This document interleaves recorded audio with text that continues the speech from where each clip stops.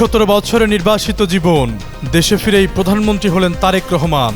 সপরিবারে বিএনপি চেয়ারম্যানকে ভারতে আমন্ত্রণ জানালেন নরেন্দ্র মোদি। নির্বাচনের পর থেকেই সক্রিয় হতে শুরু করেছে কার্যক্রম স্থগিত থাকা আওয়ামী লীগ। দেশ জুড়ে একের পর এক কার্যালয়ে পতাকা উত্তোলন, রাজনৈতিক অঙ্গন উত্তেজনা।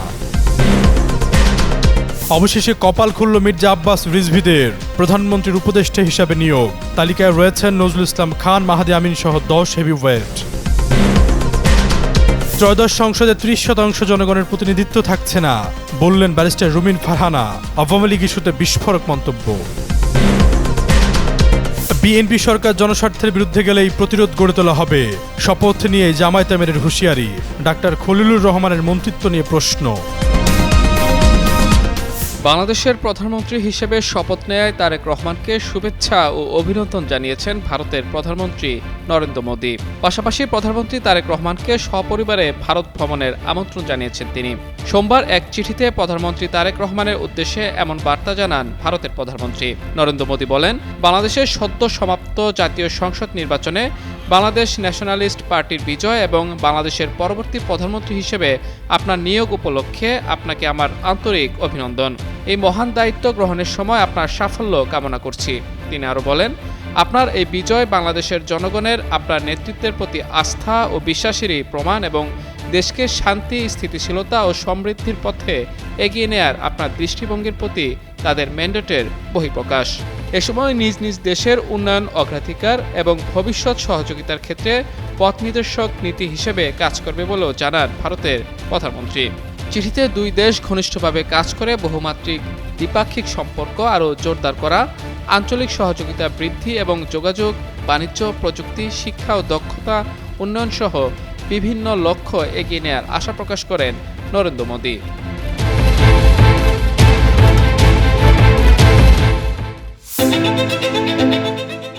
বিএনপির স্থায়ী কমিটির সদস্য মির্জা আব্বাস এবং দলের সিনিয়র যুগ্ম মহাসচিব রুহুল কবির রিজভী সহ 10 জনকে উপদেষ্টা পদে নিয়োগ দেওয়া হয়েছে। মঙ্গলবার রাষ্ট্রপতির আদেশক্রমে মন্ত্রিপরিষদ সচিব নাসিমুল গনি স্বাক্ষরিত এক প্রজ্ঞাপনে এ তথ্য জানানো হয়। প্রজ্ঞাপন অনুযায়ী মন্ত্রীর পদমর্যাদায় উপদেষ্টা হয়েছেন মির্জা আব্বাস, নজরুল ইসলাম খান, রুহুল কবির রিজভী, মোহাম্মদ ইসমাইল জবিউল্লাহ এবং ডক্টর রাশেদ আল মাহমুদ তিতুমির। এছাড়া প্রতিমন্ত্রীর পদমর্যাদায় উপদেষ্টা হয়েছেন হুমায়ুন কবির, অবসরপ্রাপ্ত brigadier general Shamsul Islam, doctor Zahidur Rahman, doctor মাহাদি আমিন এবং রেহান আসিফ আসাদ। এই আদেশ অবিলম্বে কার্যকর করা হবে বলে প্রজ্ঞাপনে বলা হয়েছে। এর আগে আজ সকালে জাতীয় সংসদ ভবনে ত্রয়োদশ জাতীয় সংসদ নির্বাচনে বিজয়ী এমপিদের শপথ পাঠ করান প্রধান নির্বাচন কমিশনার এএমএম নাসির উদ্দিন। পরে বিকেলে সংসদ ভবনের দক্ষিণ প্লাজায় বিএনপির চেয়ারম্যান তারেক রহমানকে প্রধানমন্ত্রী এবং 49 জনকে মন্ত্রী ও প্রতিমন্ত্রী হিসেবে শপথ পাঠ করান রাষ্ট্রপতি মোহাম্মদ শাহাবুদ্দিন। অন্তর্বর্তী সরকারের কেউ এই সরকারে যাওয়া ফেয়ার নয় বলে মন্তব্য করেছেন জামায়াতে ইসলামীর আমির ডক্টর শফিকুর রহমান। তিনি বলেছেন, সরকার দেশ ও জনগণের স্বার্থের পক্ষে উদ্যোগ নিলে আমাদের সহযোগিতা পাবে, জনস্বার্থের বিরুদ্ধে গেলে প্রতিরোধ গড়ে তুলব। মঙ্গলবার শপথের পর সাংবাদিকদের এসব কথা বলেন জামায়াতের আমির। তিনি বলেন, আমরা জুলাই শহীদদের শ্রদ্ধা জানাতে পারি নাই, সরকারি দল হতে পারি নাই, আফসোস নাই। ফলাফল প্রকাশের সাথে সাথে নির্বাচনের উৎসব মিলিয়ে গেছে। দেশের মানুষ পরিপূর্ণভাবে তাদের আমানত পূরণ করতে পারিনি। গভীর রাতে শপথের চিঠি দিয়েছে, এটা অস্বস্তিকর। ডক্টর শফিকুর রহমান বলেন, জুলাইয়ের আকাঙ্ক্ষা গণভোটের রায়কে সম্মান দেখিয়েছি। সংবিধান সংস্কার পরিষদের শপথ না নেওয়া জন আকাঙ্ক্ষার বিপরীত, এটা সংস্কারের বিরোধী। বিএনপি জন আকাঙ্ক্ষার প্রতি শ্রদ্ধাশীল হলে সংবিধান সংস্কার পরিষদের শপথ নেবে। জুলাইকে অসম্মান করে সংসদ গৌরবের আসনে বসতে পারে না। গণভোটের ফলের কার্যকারিতা স্থগিত চেয়ে দায়ের করা রিট আবেদনকে চ্যালেঞ্জ করে আদালতে লড়ার ঘোষণা দিয়েছেন বাংলাদেশের সুপ্রিম কোর্টের সিনিয়র আইনজীবী অ্যাডভোকেট শিশির মনির। মঙ্গলবার নিজের ভেরিফাইড ফেসবুক পেজে দেওয়া এক পোস্টে তিনি বলেন, এই রিট মামলা আদালতেই মোকাবেলা করা হবে। তিনি বলেন, গণভোটের ফলাফলের কার্যকারিতার উপর নিষেধাজ্ঞা চেয়ে দায়ের করা রিট মামলা আমরা আদালতে মোকাবেলা করা হবে। এর আগে গত 12 ফেব্রুয়ারি অনুষ্ঠিত গণভোটের বৈধতা চ্যালেঞ্জ করে এবং 13 ফেব্রুয়ারি ঘোষিত ফল বাতিল চেয়ে হাইকোর্টে একটি রিট দায়ের করা হয়। মঙ্গলবার সুপ্রিম কোর্টের আইনজীবী এ.বি.এম. আতাউল মজিদ তৌহিদ জনস্বার্থে এ রিট আবেদন করেন। রিটে প্রধান নির্বাচন কমিশনার, মন্ত্রিপরিষদ সচিব ও আইন সচিবকে বিবাদী করা হয়েছে। আগামী সপ্তাহে বিচারপতি ফাতেমা নজিব এর নেতৃত্বাধীন হাইকোর্ট হাইকোর্ট বেঞ্চে আবেদনটির উপর শুনানি হতে পারে। 12 ফেব্রুয়ারি অনুষ্ঠিত গণভোটে পরিবর্তনের পক্ষে অর্থাৎ হ্যাঁ ভোট জয়ী হয়। দেশজুড়ে অনুষ্ঠিত এ গণভোটে মোট প্রদত্ত ভোটের হার ছিল 60.26%। গত 13 ফেব্রুয়ারি রাজধানীর আগারগাঁওয়ে নির্বাচন কমিশন ভবনে এক ব্রিফিংয়ে ফল ঘোষণা করেন ইসি সচিবালয়ের সিনিয়র সচিব আখতার আহমেদ। ফলের বিস্তারিত তুলে ধরে তিনি জানান, গণভোটে পরিবর্তনের পক্ষে অর্থাৎ হ্যাঁ ভোট দিয়েছেন 4,80,74,429 জন ভোটার। অন্যদিকে বিপক্ষে অর্থাৎ না ভোট দিয়েছেন 2,25,65,627 জন।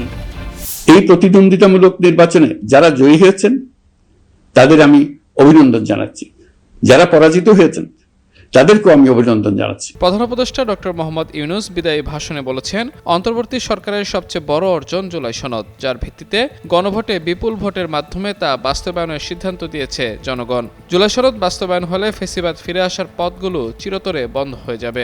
সোমবার রাতে জাতির উদ্দেশ্যে ভাষণে তিনি এসব কথা বলেন। প্রধান উপদেষ্টা আরও বলেন, প্রতিদ্বন্দ্বিতামূলক নির্বাচনে যারা জয়ী হয়েছেন তাদের আমি অভিনন্দন জানাচ্ছি, যারা পরাজিত হয়েছেন তাদেরকেও আমি অভিনন্দন জানাচ্ছি। হারজিতই হলো গণতন্ত্রের সৌন্দর্য। যারা জয়ী হয়েছেন তারা মোট ভোটের প্রায় অর্ধেক পেয়েছেন, যারা জয়ী হতে পারেননি তারাও মোট ভোটের অর্ধেক পেয়েছেন। যারা জয়ী হতে পারেনি তারা এই জেনে আশ্বস্ত হবেন যে প্রায় অর্ধেক ভোটার আপনাদের উপর আস্থা রেখেছে। ভাষণে এই নির্বাচন কেবল একটি ক্ষমতা হস্তান্তরের প্রক্রিয়া নয়, বরং এটি বাংলাদেশের গণতান্ত্রিক ব্যবস্থার নতুন অভিযাত্রার সূচনা বলে মন্তব্য করেন প্রধান উপদেষ্টা। ত্রয়োদশ জাতীয় সংসদ নির্বাচনে জয়ের পর মঙ্গলবার শপথ নিয়েছেন নবনির্বাচিত সংসদ সদস্যরা। এরপর বিএনপির সংসদীয় দলের সভায় দলের চেয়ারম্যান তারেক রহমানকে সংসদ নেতা নির্বাচিত করেন। মঙ্গলবার বিকেলে বাংলাদেশের নতুন প্রধানমন্ত্রী হিসেবে শপথ গ্রহণ করেছেন তারেক রহমান। এই প্রেক্ষাপটে প্রধানমন্ত্রী হিসেবে তার বেতন ভাতা ও অন্যান্য সুবিধা নিয়ে জনমনে কৌতূহল দেখা দিয়েছে। আইন অনুযায়ী বাংলাদেশের প্রধানমন্ত্রী মাসে 1,15,000 টাকা বেতন পাবেন, পাশাপাশি তিনি মাসে 1 লাখ টাকা বাড়ি ভাড়া ভাতা পাবেন। যদিও সাধারণত প্রধানমন্ত্রীর সরকারি বাসভবন থাকে এবং তিনি সেখানেই থাকেন। এছাড়া প্রধানমন্ত্রীর দৈনিক ভাতা 3,000 টাকা নির্ধারিত আছে। পাশাপাশি বিমান ভ্রমণের ক্ষেত্রে তার জন্য 25 লাখ টাকার বিমা কভারেজ এবং 1.5 কোটি টাকার স্বেচ্ছাধীন তহবিল অর্পিত রয়েছে। অন্যদিকে প্রধানমন্ত্রী হিসেবে বিনোদনের জন্য যে খরচ করা হয় তা সম্পূর্ণ ভাতা হিসেবে তাকে প্রদান করা হবে। অফিস থেকে বাসায় এবং বাসা থেকে অফিসে যাতায়াতের সমস্ত খরচই সরকার বহন করবে। প্রধানমন্ত্রী এবং তার পরিবারের নির্দিষ্ট ব্যয়ও তিনি ভাতা হিসেবে পাবেন। পাশাপাশি প্রধানমন্ত্রীর বাসভবনের বিদ্যুৎ, গ্যাস, পানি, টেলিফোন ও অন্যান্য ইউটিলিটি খরচও সরকারই বহন করবে।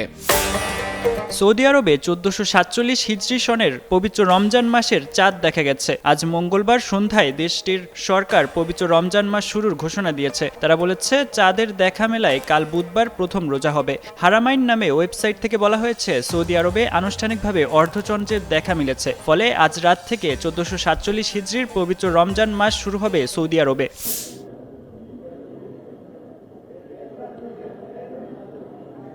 ত্রয়োদশ জাতীয় সংসদের নবনির্বাচিত মাননীয় সংসদ সদস্যগণের শপথ গ্রহণ অনুষ্ঠানে আপনাদের সবাইকে স্বাগত জানাচ্ছি। শপথ বাক্য পাঠ পরিচালনা করবেন মাননীয় প্রধান নির্বাচন কমিশনার জনাব AMM নাসির উদ্দিন। তিনি শপথের পূর্বে যথাসময়ে শপথ কক্ষে উপস্থিত হবেন। শপথ অনুষ্ঠান শুরুর পূর্বে শপথ সম্পর্কিত কিছু বিষয়ের প্রতি নবনির্বাচিত মাননীয় সংসদ সদস্যবৃন্দের মনোযোগ আকর্ষণ করছি। শপথপত্রের ডট চিহ্নিত স্থানে নামের জায়গায় মাননীয় সংসদ সদস্যগণকে নিজ নিজ নাম উচ্চারণ করার জন্য অনুরোধ জানাচ্ছি।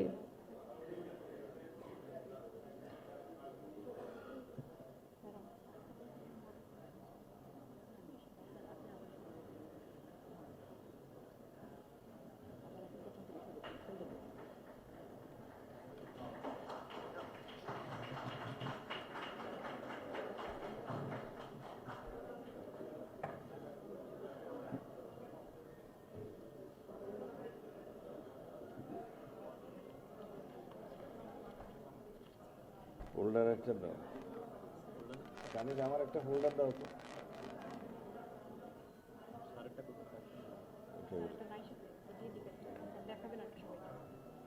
ওইটাই মনে হয় আমার ফেলে গেছে।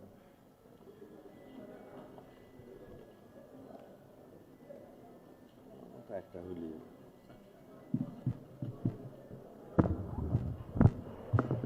আসসালামু আলাইকুম রহমতুল্লাহ।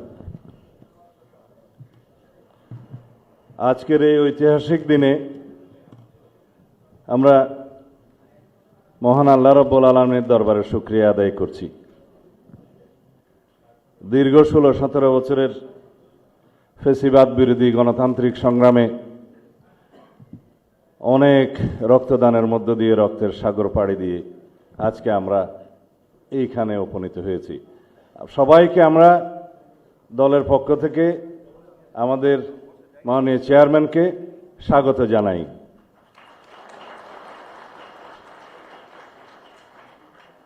এই শপথ গ্রহণ অনুষ্ঠানে একটু পরে প্রধান নির্বাচন কমিশনার আসবেন, জাতীয় সংসদের সদস্য হিসেবে আপনাদের শপথ পাঠ পরিচালনা করবেন।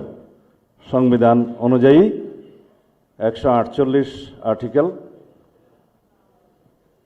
2A অনুসারে স্পিকার এবং ডেপুটি স্পিকার অথবা তাদের মনোনীত প্রতিনিধি কর্তৃক 3 দিনের মধ্যে যে শপথ করানোর বিধান রয়েছে সেটা পার হয়ে যাওয়ার পরে পরবর্তী 3 দিনের প্রথম দিনে সাংবিধানিকভাবে সিইসি প্রধান নির্বাচন কমিশনার এম্পাওয়ার্ড ক্ষমতাপ্রাপ্ত হয়ে তিনি আজকে শপথ পরিচালনা করবেন। বিধায় আমরা